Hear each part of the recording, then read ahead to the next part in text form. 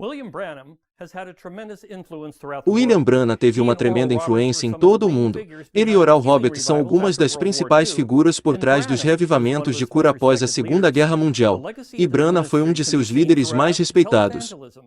O legado do seu ministério pode ser visto em todo o televangelismo e o movimento carismático hoje, embora seu papel tenha sido influente no início do movimento carismático ao longo do tempo. Muito de suas doutrinas mais controversas foram rejeitadas. Outros continuam elogiando-o como um poderoso homem de Deus. Seu ensino vive na vida de seus seguidores, que são comumente conhecidos como crentes da mensagem. A principal marca da organização Gravações da Voz de Deus afirma ter enviado materiais de Branham para todos os países do mundo em 70 idiomas. Neste primeiro de uma série de vídeo de 2 partes, estarei falando sobre a vida e reivindicações de Branham de visitas e sinais sobrenaturais, e no próximo vídeo irei examinar de perto algumas das doutrinas de Branham. Agora, para começar, eu quero dar uma visão geral realmente rápida da vida de Branham agora. William Branham nasceu em Kentucky em 1909, em uma pequena cabana de toras em péssimas condições. Ele disse que um ano quando ele foi para a escola ele nem tinha uma camisa para vestir, o tão pobres que eles eram. Mas mesmo desde o início de sua vida, esses sinais sobrenaturais que ele afirma que o seguiram ao longo de sua vida começaram desde o início. Isso é o que ele disse aqui em suas próprias palavras. Abre aspas. Quando o Senhor Deus me trouxe à terra, havia uma luz parada na pequena janela. E quando eles abriram a janela, a luz vem girando. Fecha as aspas. Então, no início de sua vida, esses sinais sobrenaturais estavam aparecendo, mas eu quero fazer uma pausa por 1 minuto e conversar um pouco sobre a gramática dele. Como você pode ver nesta última linha, abre aspas, eles abriram a janela, a luz vem girando. Fecha as aspas. Isso não é um inglês adequado. Diríamos que a luz veio girando em. Branham não teve muita educação formal, então, às vezes, seu inglês pode ser um pouco agitado em termos de gramática. Isso não é uma crítica contra ele. É apenas a natureza das coisas. Então, quando você vê essas coisas que estou lendo, é como Branham disse que estavam bem.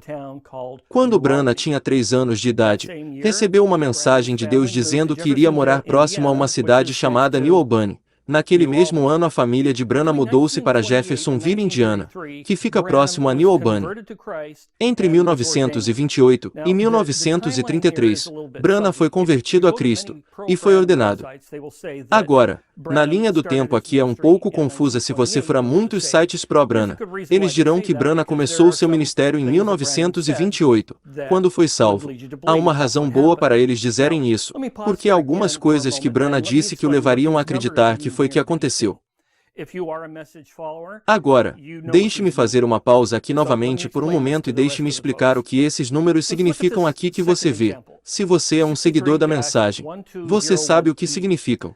Então deixe-me explicar para o resto do pessoal. Vamos olhar para esse segundo exemplo. 63-12. Esta é uma data, especificamente uma data em que Branham deu o seu sermão, e a maneira como isso funciona. Então os primeiros 2 números são o ano 63. Então isso seria 1963. E 1 e 2. Temos 12. Esse é o 12º mês de dezembro. E então o 01. Esta é a data de 1º de dezembro de 1963. Agora, se houver uma letra após esses números, o que isso significa é que Branham deu mais de uma palestra naquele dia. Então se for M significa manhã, A é tarde, e à noite. Então seria 1º de dezembro de 1963 à noite. Se você estiver interessado em verificar qualquer uma das coisas que eu digo quando dou uma citação, é fácil de fazer. Você vá no site www.branham.org, clique em multimídia e depois em sermões de áudio. De lá você pode escolher clicar em algo que lhe dará uma transcrição do que Branham disse, ou você pode clicar em algo que permitirá que você ouça o que o irmão Branham diz sobre essas datas. Então, de volta a 1928, essas datas aqui em 1960, Branham disse que ele esteve no ministério por 32 anos.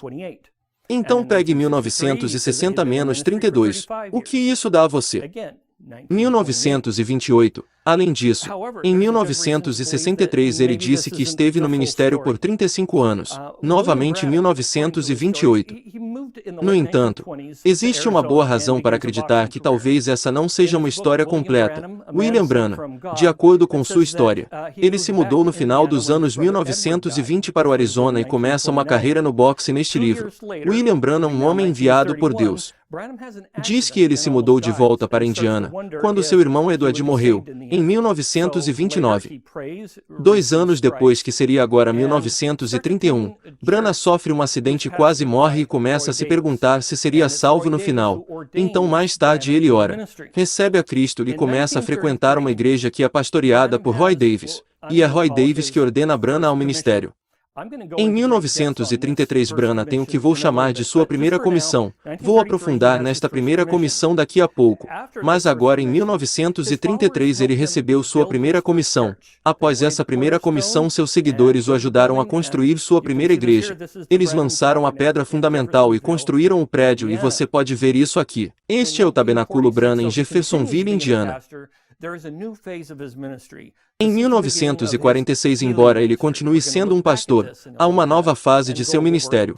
Este é o início do seu ministério de cura. Vamos olhar para trás um pouco e examinar em detalhes. Ele continua seu pastorado e ministério de cura até 1965, quando morre em um trágico acidente de carro.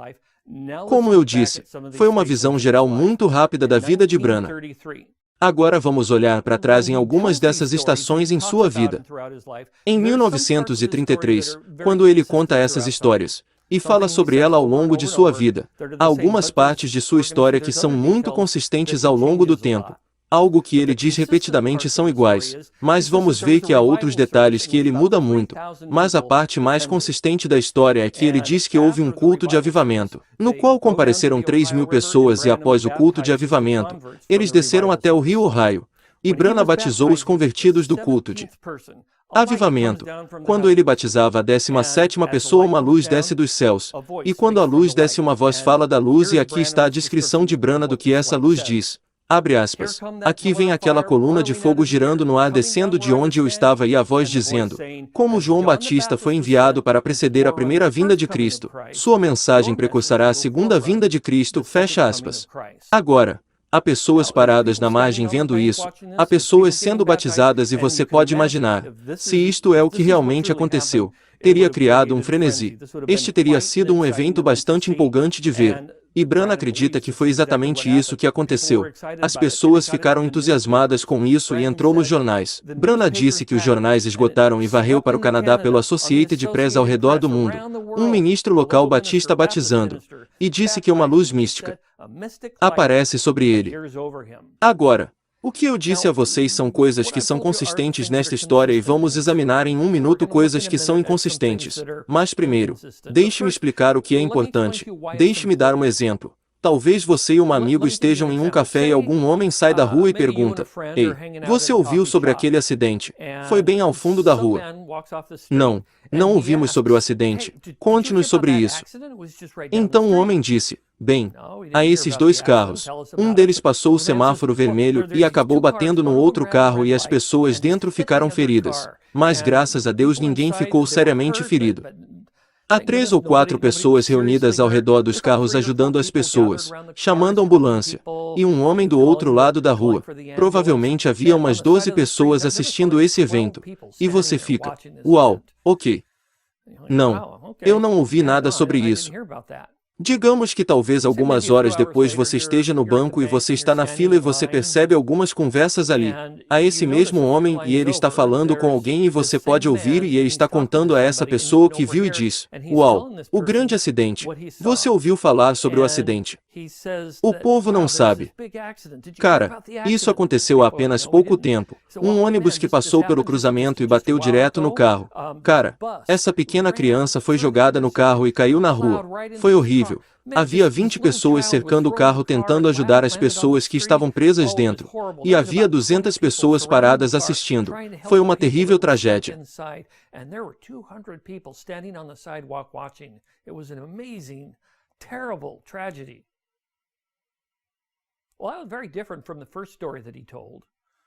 Bem, Era muito diferente da primeira história que ele disse. Isso meio que faz você se perguntar se você pode confiar em alguém que errou em todos esses detalhes.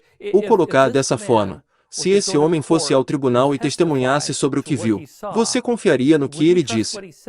Quando perceber que todos esses detalhes estão errados, você pode pensar que algo tem acontecido, mas você não seria capaz de confiar no que ele disse, porque seus detalhes mudaram.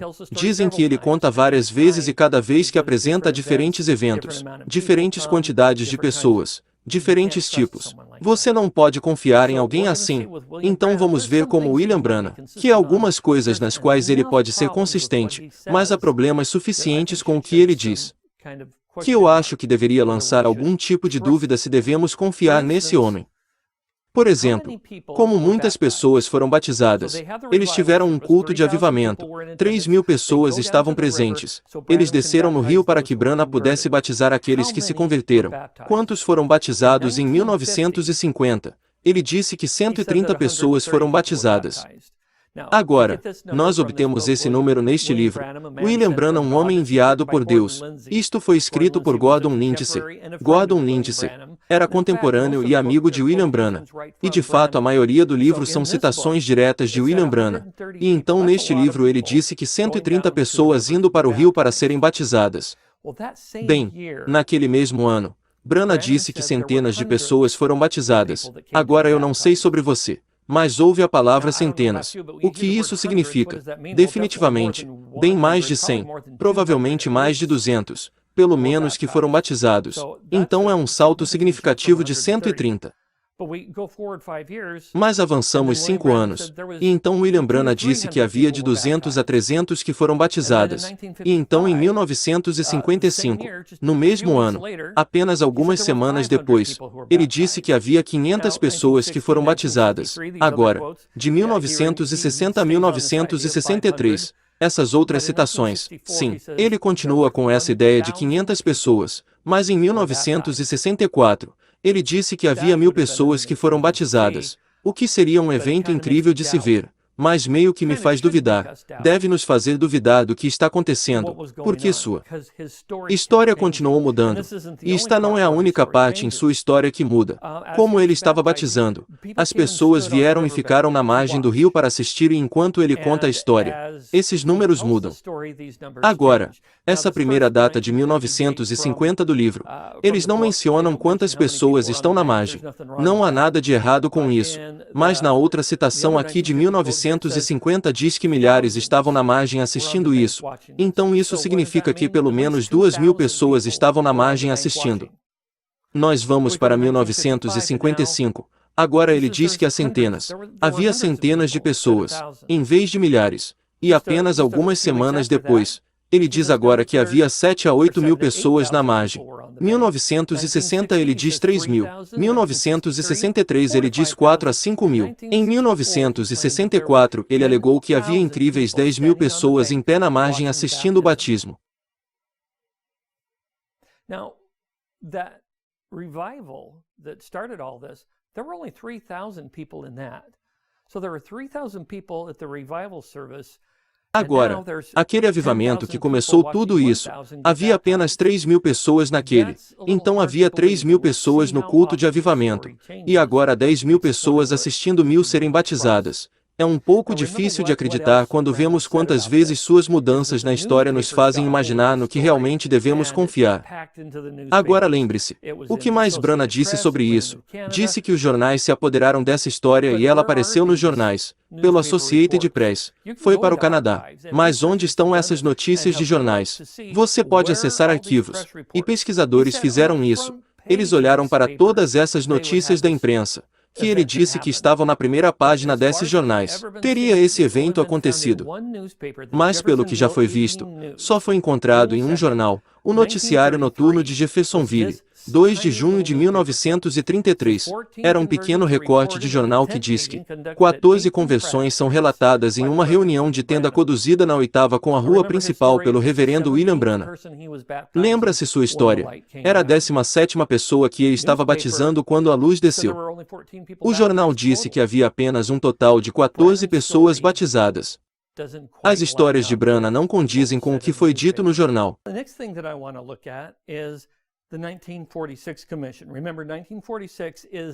A próxima coisa que eu quero ver é a comissão de 1946. Lembre-se de 1946. É quando seus reavivamentos de cura acontecem.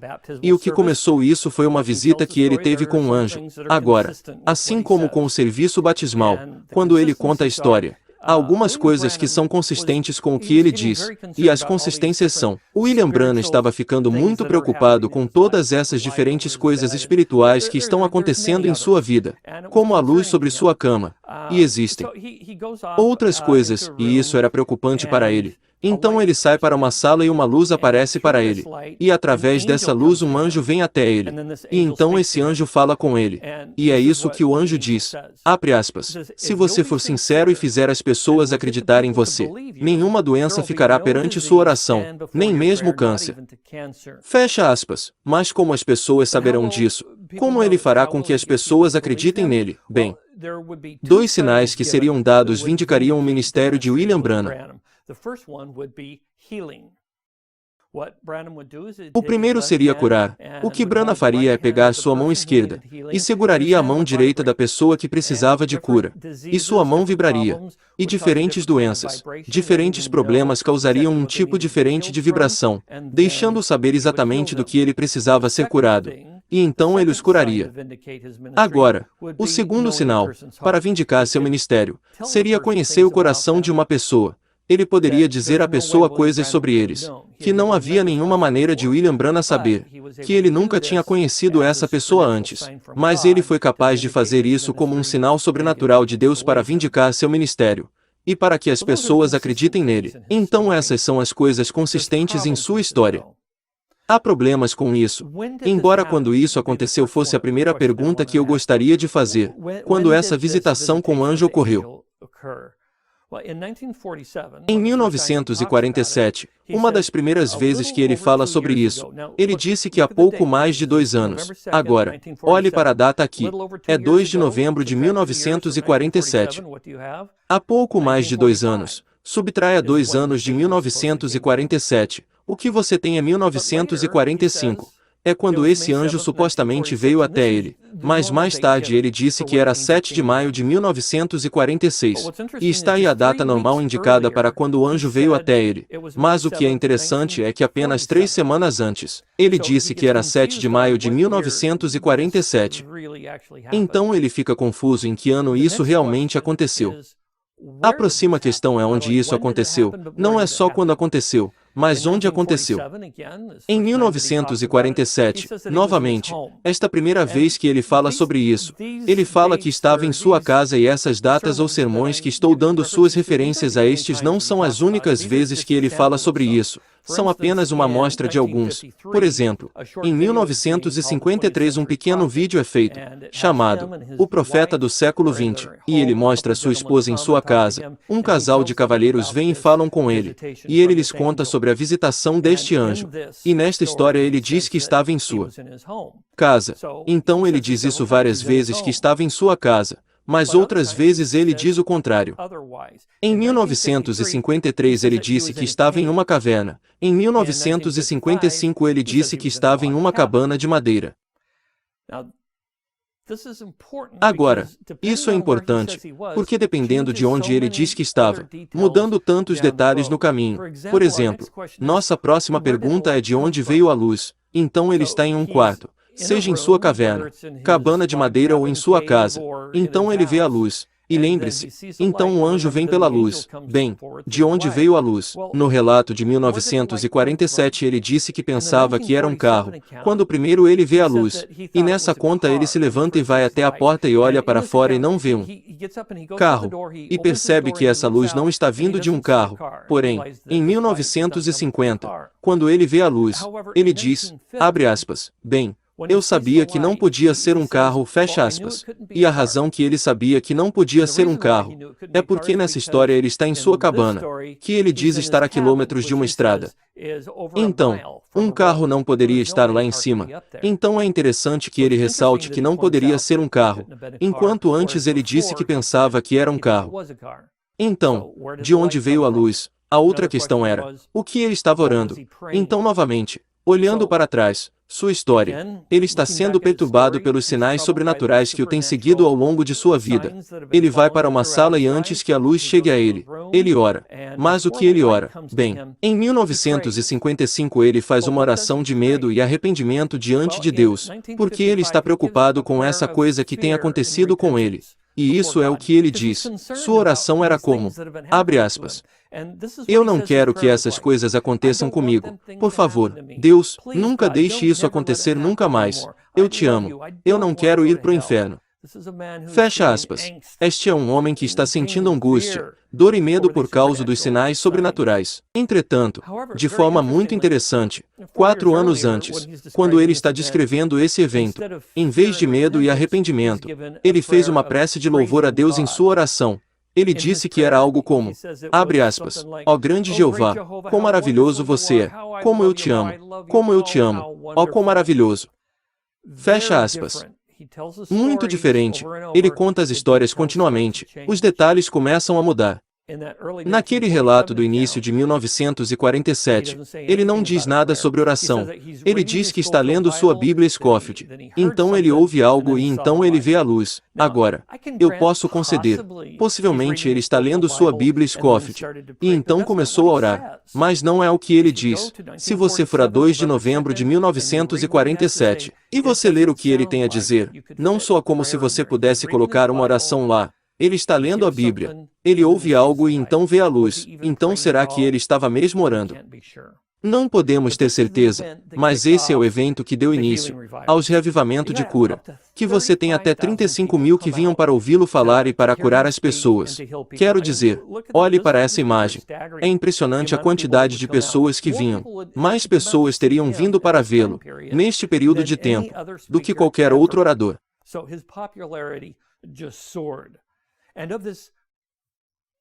Sua popularidade simplesmente disparou, neste primeiro ano de ministério. Ou então isto é o que Branham disse. Diz que, abre aspas, cerca de 35 mil casos definitivos de cura foram feitos em meus cultos por Jesus, somente em 1947. Isso não é apenas o que alguém testemunhou, foi mantido por declarações médicas. Fecha aspas. 35 mil pessoas curadas e tiveram declarações médicas para mostrar isso. Onde estão essas declarações médicas? Eu não acho que isso é certo.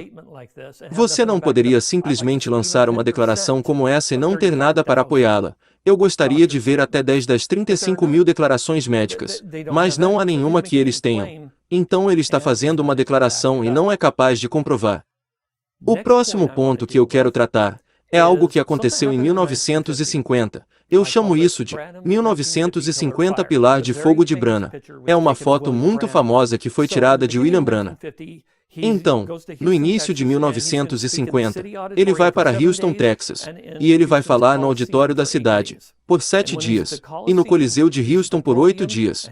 E quando ele está no Coliseu, ele está no pódio, e ele está falando, e um fotógrafo vem, dá um zoom nele e tira uma foto. Acima de sua cabeça é uma coisa que chamamos de coluna de fogo. O que foi essa coluna de fogo que surgiu nesta foto? Branham chamou de várias coisas diferentes ao longo do tempo. Em um ponto ele diz que era o Logos, ou o Cristo, que estava em cima dele. Outra vez ele diz que era o anjo da aliança, que era o Cristo, o Filho de Deus, o Logos que saiu de Deus. Outra vez, ele disse simplesmente que era Deus. E então ele diz que é o Espírito Santo.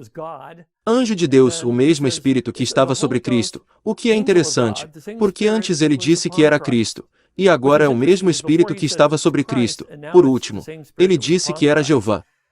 Agora, alguns desses termos eram intercambiáveis para Branham, e talvez tentarei desempacotar alguns deles no próximo vídeo que falarmos sobre a doutrina, mas o suficiente para dizer que ele disse que essa coisa era muitas coisas diferentes. Branham and his crew wanted to verify this negative that shows the light above his head. Bem, Branham e sua equipe queria verificar esse negativo que mostra a luz acima da cabeça, porque viram nisso uma prova e uma justificativa de seu ministério, de que essa luz da qual ele falava que estava com ele toda a sua vida, realmente apareceu nessa fotografia. E ele pensa que, talvez, seus inimigos vão dizer, aquele negativo foi adulterado, foi modificado, você não pode confiar nele. Então o que eles fizeram foi procurar um cara chamado George Lacy, e deram um negativo para George Lacy, e perguntaram se ele poderia examiná-lo. William Branham alegou que Lacy era o chefe do FBI, da impressão digital e documentos. Então alguém muito qualificado para ser capaz de nos dizer se esse negativo é verdadeiro ou não ou se tinha sido alterado.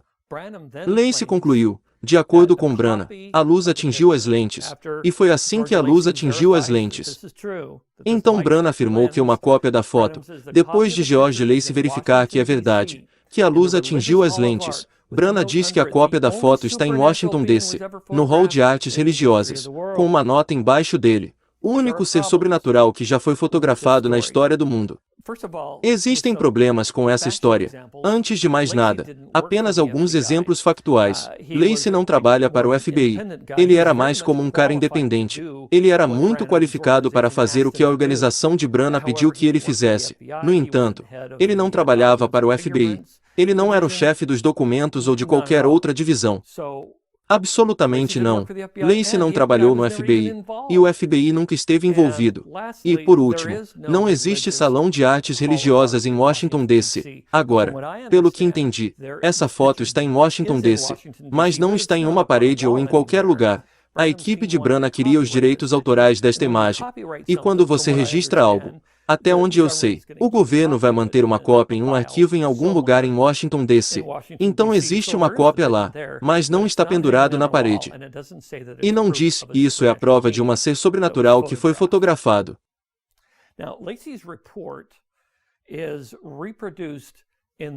Agora, o relato de Lacy é reproduzido nesse livro aqui por William Branham, chamado Pegadas na Areia do Tempo, e quase no início do livro quando você abre, você pode ver que está uma reprodução do que está dentro do livro.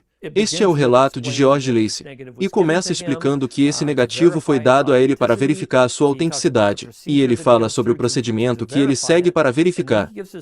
Sim, e então, ele dá sua conclusão, diz, tenho a opinião definitiva aqui, o negativo que foi submetido para exames, não foi retocado, nem foi uma dupla exposição de negativos. Além disso, eu sou da opinião definitiva de que a faixa de luz aparecendo acima da cabeça, posição de halo, foi causada pela luz atingindo o negativo. Os crentes da mensagem leem isso e pensam, acho que vejo que é a prova que a luz atingiu o negativo, de que a luz que estava lá em cima de sua cabeça.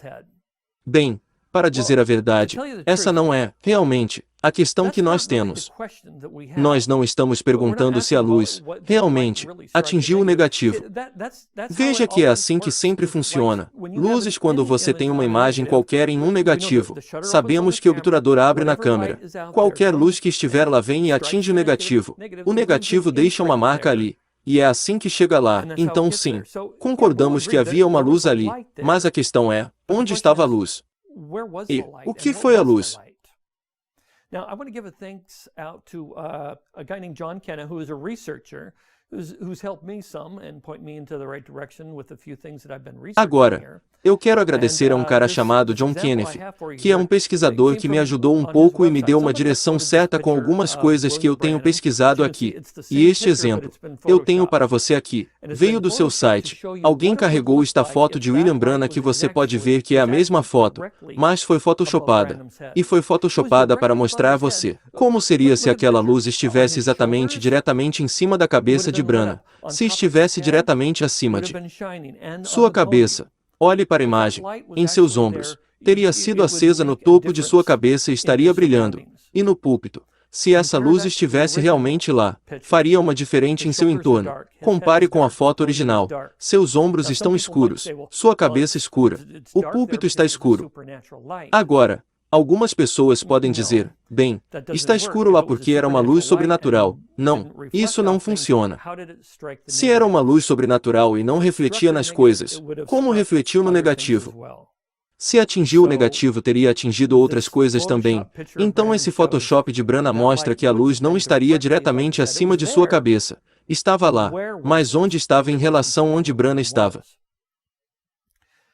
This is a picture of Paul McCartney, and he's in the very same Houston Coliseum that Branham was. And you can see above McCartney's head, there's lights.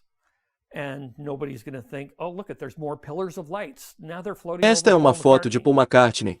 E ele está no mesmo coliseu de Houston que Branham estava. E você pode ver acima da cabeça de McCartney. Há luzes. E ninguém vai pensar, olhe.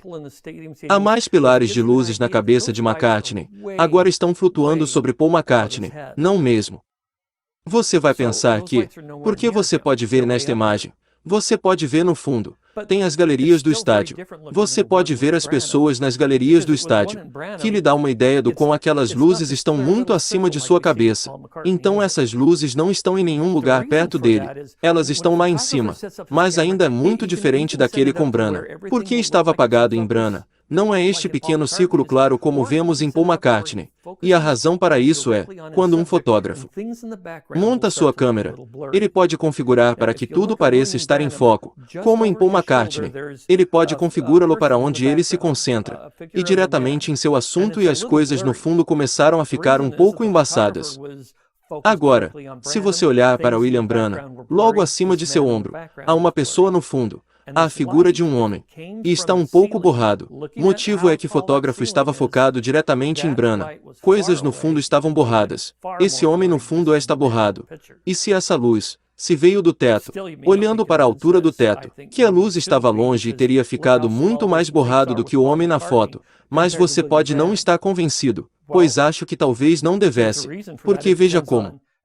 Essas luzes são pequenas com Paul McCartney, em comparação com William Branham. Bem, há uma razão para que. Depende de como você enquadra sua foto e como isso está alinhado. Deixe-me mostrar outra foto do Coliseu de Houston. Esses lutadores estavam lá no Coliseu, e esta foto foi tirada. E olhe acima das mãos desse homem. Vamos dar um zoom nisso. Quase parece que a mão desse lutador vai atingir a luz, mas sabemos por aquela outra foto com Paul McCartney, que a luz estava bem alto no ar. Não há como a mão dele atingir a luz, exceto você pode ver como essa luz parece muito maior do que parecia com Paul McCartney. A razão é a forma como a imagem é enquadrada e alinhada faz com que pareça maior. Ele não está certo, e a mesma coisa com William Branham. Que isso, o pilar de fogo acima de sua cabeça, era provavelmente da luz que estava no teto no Coliseu de Houston. A próxima coisa que eu quero dar uma olhada é na comissão de 1963 de Branham. Eu não mencionei isso no rápido histórico analisando sua vida, mas em 1963, ele recebe outra comissão, onde alguns anjos vêm a ele e lhe dizem algo. Mas antes de começarmos com a comissão de 1963, na verdade, a história realmente começa em 1962. Branham recebe uma visão sobre o que iria acontecer com ele em 1963. E ele está explicando aqui o que aconteceu em sua visão. Ele disse, abre aspas, eu sei que isso é uma visão, e eu sei que estou em Tucson, Arizona. Fecha aspas. Agora, ele não está dizendo que está em Tucson, Arizona, no momento que está falando, mas ele está dizendo que, na sua visão, estava em Tucson, Arizona. E em sua visão ele diz que uma explosão veio, e aqui vem 7 anjos da eternidade. Os anjos estavam em uma pirâmide, feita em uma forma de 3 de um lado e 1 no topo. E eles caíram da eternidade. Agora, há várias coisas importantes sobre esta visão e o que ele diz aqui. Primeiro, em sua visão ele diz que isso acontece em Tucson, Arizona. Haveria uma explosão e haveria 7 anjos. E estes 7 anjos viriam a ele. Viriam a ele numa forma específica de pirâmide, 3 em cada lado, e 1 no topo. Essas são coisas importantes a serem lembradas. Também olhe para a data de 30 de dezembro de 1962.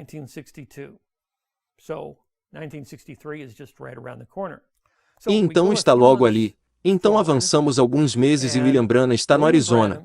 E ele está caçando javalis. Ele está com outras pessoas. Tem outros caçadores com ele. Mas ele sai sozinho em um ponto.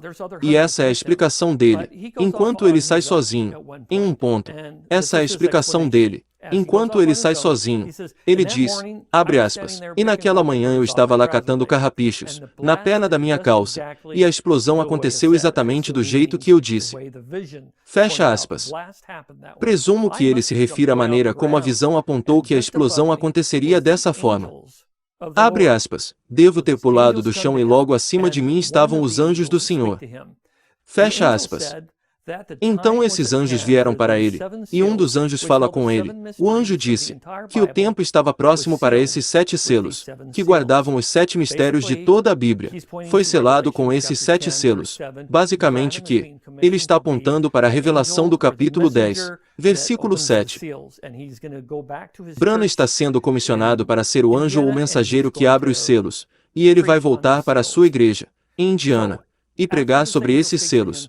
Então depois que esse anjo fala com ele, esses 7 anjos sobem aos céus, e eles fazem essa formação muito misteriosa no céu que você pode ver nesta foto aqui. Esta foto foi tirada em 28 de fevereiro de 1963, e essa formação de nuvens, chamaremos assim, estava acima de Flagstaff, Arizona, e sabemos que isso é verdade, porque estava em muitas revistas. Uma delas em particular que quero destacar é a revista Life de 17 de maio de 1963. E esta é a foto que eles tinham. Várias fotos. E esta é uma delas de 28 de fevereiro de 1963. E na revista Life, ele cita o Dr. James McDonald, que é meteorologista do Instituto de Física Atmosférica de Tucson, Arizona. E o Dr. McDonald está completamente perplexo com essa extraordinária formação de nuvens. Ele disse no artigo que tinha 26 milhas de altura e 30 milhas de diâmetro. E ele disse que era muito alto e maior do que uma nuvem deveria ser. Então o que era isso? Era mais alto do que as nuvens poderiam ser. E ele também disse que, abre aspas, era muito alto para um avião a jato. Fecha aspas. E ele olhou, viu que não havia avião a jato voando ao redor de Arizona, naquela época. Se eles não estavam fazendo isso, então o que estava? Bem, de acordo com Branham, esta formação de nuvens representava duas coisas diferentes que ele disse, abre aspas, agora, aqui ao mesmo tempo, eu estava lá, vi a pirâmide de nuvem. Fecha aspas. Então Branham vê nesta nuvem algum formato de pirâmide. Abre aspas. Eu estava logo abaixo disso. Veja o anjo distinto no lado direito. Veja a asa pontiaguda dela. Fecha aspas. Então ele ainda está sustentando que esta formação de nuvens são, na verdade, os 7 anjos que estão formando esta forma de pirâmide. E observe que ele diz que, eu estava logo abaixo disso. Esta é a mesma hora que eu estava lá, ele disse. Agora, eu não sei se você pode ver uma pirâmide. Eu voltarei a isso mais tarde. Mas ele afirma que isso está em forma de pirâmide. Mas há outro significado para isso. Alguns anos depois, Branham descreveu o significado desta maneira. Ele disse, abre aspas, e a própria imagem daqueles anjos sendo erguidos para cima. Vire para o lado direito, o que me permite virar para o lado direito. E lá está o rosto do Senhor Jesus olhando para a terra novamente. Fecha aspas. Você vê o rosto de Jesus nesta nuvem. Bem, deixe-me mostrar como os crentes da mensagem veem o rosto de Jesus nesta nuvem. Este é o rosto que eles veem. Esta é uma pintura de Erich Hoffman. E era o Jesus favorito de Branham. Branham disse que sempre que ele tinha uma visão de Jesus, era assim que ele se parecia na pintura de Erich Hoffman. E esse é o rosto que está na nuvem. E é assim que funciona. Então há o rosto de Jesus representado na nuvem.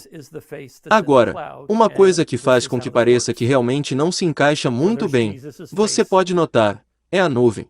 É como sobreposta sobre o topo de Jesus. E há uma razão para que, de acordo com Branham, isso é o que ele explica. Abre aspas. Há uma peruca branca que costumavam usar. Coloque uma peruca branca e use-a como um juiz. A Inglaterra ainda faz isso. Quando você tem autoridade suprema, Jesus é a última autoridade. Ele é a autoridade suprema, fecha aspas.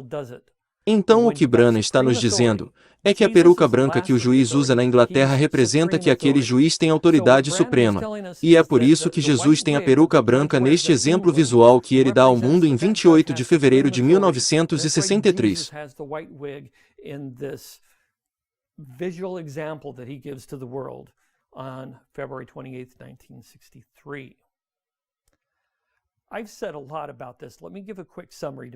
Eu já disse muito sobre isso. Deixe-me dar um rápido resumo para ter certeza de que estamos a bordo aqui. Então, em 1962, o Branham tem uma visão, e na visão ele está em Tucson, Arizona. Há uma explosão, 7 anjos vêm a ele, mas então em 1963 ele está caçando javalis perto de Tucson. Há uma explosão, 7 anjos aparecem, só exatamente como na visão. Eles sobem, eles formam uma pirâmide, e Jesus, e Branham está diretamente embaixo desses anjos, e essa formação de nuvem, ele está bem abaixo dela. Há problemas com essa história. Primeiro de tudo, a visão de 1962, há algumas contradições. O que vimos antes era 30 de dezembro, mais uma semana antes, 23 de dezembro de 1962. Ele deu uma diferente história sobre como a visão era. Ele disse, abre aspas, e parecia em uma forma de pirâmide, como 2 de cada lado e um no topo. Vieram 5 dos mais poderosos anjos que eu já vi na minha vida, e eu pensei que agora um anjo seria 5 seria graça. Fecha as aspas. Então agora ele diz que no início, ele disse havia 7 anjos, e não era como se ele estivesse dizendo, bem, talvez houvesse 5, talvez haja 7. Ele é muito específico nesta palestra. Ele diz 5 vezes que havia 5 anjos, e é importante para ele, porque 5, o número 5 representa a graça. Então, haviam 5 anjos, como em sua primeira visão, ou 7 anjos como ele diz agora.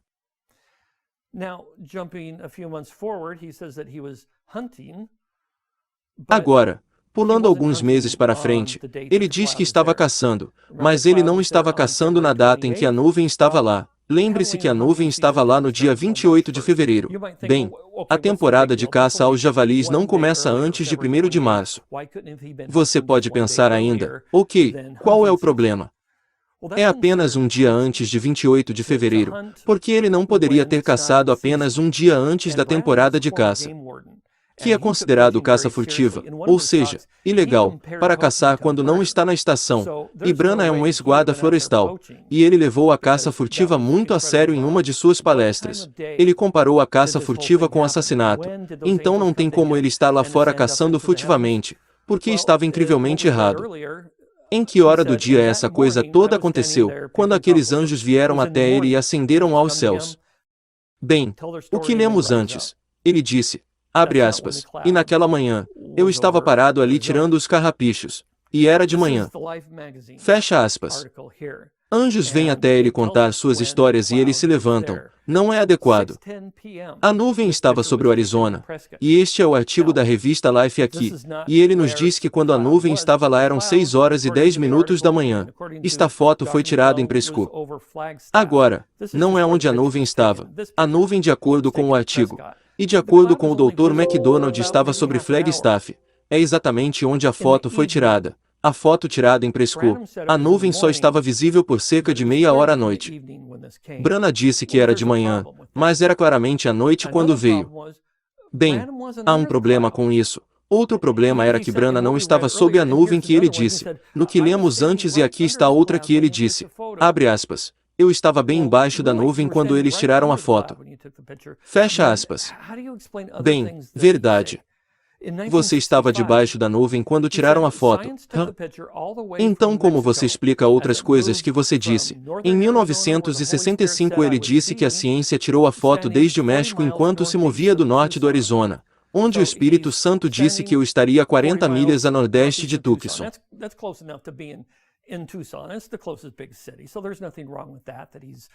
Então ele está em pé 40 milhas a nordeste de Tucson, que é perto o suficiente de estar em Tucson, que é a cidade grande mais próxima. Então não há nada de errado nisso, que ele está certo em Tucson, porque, lembre-se, Tucson é onde a visão disse que ele estaria. Mas a nuvem não estava em Tucson, a nuvem estava em Flagstaff. Agora, você pode não estar familiarizado com a geografia do Arizona, mas deixe-me mostrar. Então aqui está Flagstaff, no Arizona, e eu tentei fazer a imagem da nuvem aqui parecer que teria o tamanho certo, se tivesse 26 milhas de altura, 30 de diâmetro. E é assim que Tucson fica longe aqui, a mais de 200 milhas de distância. Então, se Branham estava em Tucson, como ele pode dizer que estava bem embaixo da nuvem, que estava a 200 milhas de distância? Você não pode ter as duas coisas. Ele não poderia estar bem embaixo dela. Uma das primeiras vezes que viu a revista Life, ele olhou para a revista Life e disse, abre aspas, procuro ver quando foi. Fecha aspas. Significa que ele olhou para ver, quando foi a data da revista que dizia quando a formação de nuvens estava lá. Abre aspas. Olhei para ver quando era, e foi cerca de 1 ou 2 dias antes, ou 1 ou 2 dias depois de eu estar lá em cima. Olhei onde estava a nordeste de Flagstaff ou Prescott. Bem, era exatamente onde estávamos. Vê. Exatamente. Fecha aspas. Vê você o problema. Alguns problemas aqui. Ele disse que foi 1 ou 2 dias antes, 1 ou 2 dias depois. Então ele não estava lá de acordo com o que ele está dizendo neste momento, em 1º de junho, quando está olhando para a revista pela primeira vez. Lembre-se que a revista saiu apenas algumas semanas antes, e ele olhou para a revista pela primeira vez e admite que não estava lá, quando a nuvem estava lá. Ele estava alguns dias antes ou alguns dias depois. E ele também diz, Flagstaff, Prescott. Bem, é exatamente onde estávamos. Ele deveria estar em Tucson, segundo a visão. Mas agora ele diz que estava em Flagstaff a 200 milhas de distância.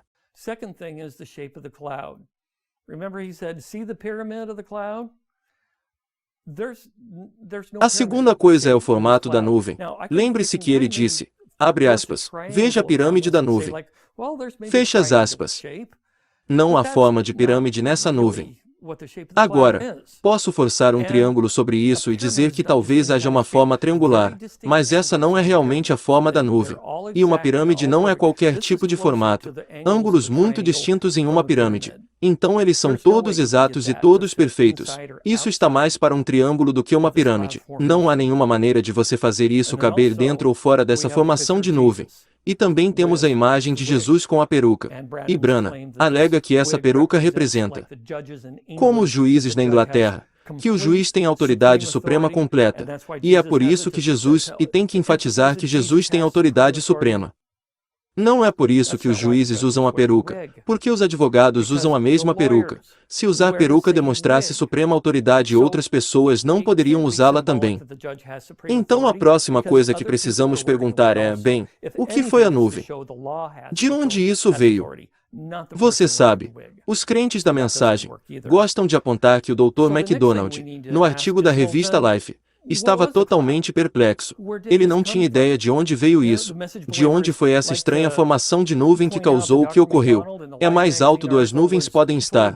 Lá não poderia ser fumaça de qualquer aeronave. Não havia aeronaves no Arizona. Quando ele fez o dever de casa, não conseguiu encontrar, mas em uma revista especializada em meteorologia, poucas semanas depois da revista Life. Sabemos que ele encontrou mais algumas informações. Diz aqui algumas semanas depois do artigo da revista Life, Dr. MacDonald teorizar que poderia ter sido um míssil Thor, que foi detonado na base da Força Aérea de Vandenberg na Califórnia, muito mais longe do que ele estava, olhando originalmente, mas ele não poderia ter certeza naquele momento porque esse míssil Thor que detonou. Toda a informação sobre isso estava tudo em secreto, então todo o que ele podia fazer era coletar informações, talvez, de testemunhas oculares e de reportagens de jornais que viram o evento, mas ele não tinha nada sólido.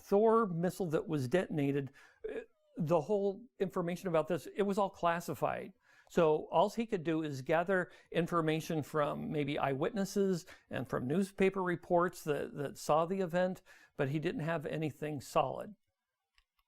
A few years later, alguns anos depois, o segredo foi aberto e a informação estava disponível. Agora, Dr. MacDonald nunca comentou nele novamente, e provavelmente foi que o Dr. MacDonald que estava interessado neste fenômeno natural realmente estranho. Mas depois que foi mostrado que era a fumaça deste míssil Thor, não era mais uma entrada. Ele não comentou sobre isso. De forma interessante, o suficiente. O míssil Thor, quando detonou, estava na mesma altura da nuvem de Branham. Então ele soprou no norte do Arizona. Embora não tenhamos o Dr. MacDonald comentando sobre isso, sua esposa Betsy MacDonald, ela comentou sobre isso em 1996 nesta carta.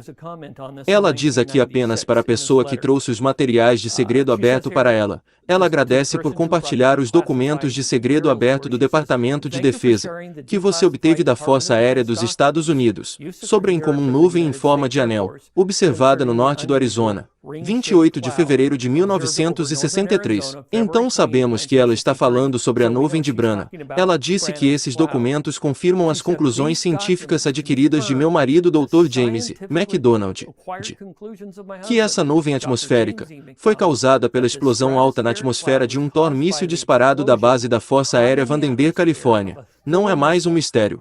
Na verdade, quando ela escreveu que não era um mistério já há muito tempo, mas foi perpetuado por todos os crentes da mensagem por bastante tempo até agora.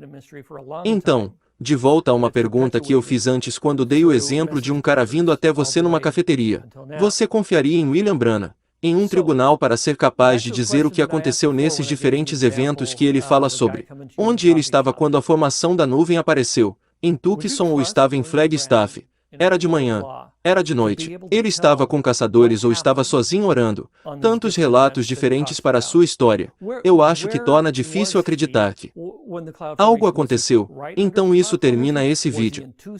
No próximo vídeo, como eu disse, vamos olhar para alguns dos ensinamentos de Branham e tentar explorar na mente de Branham o que ele cria e o que ele ensinou aos outros. Obrigado.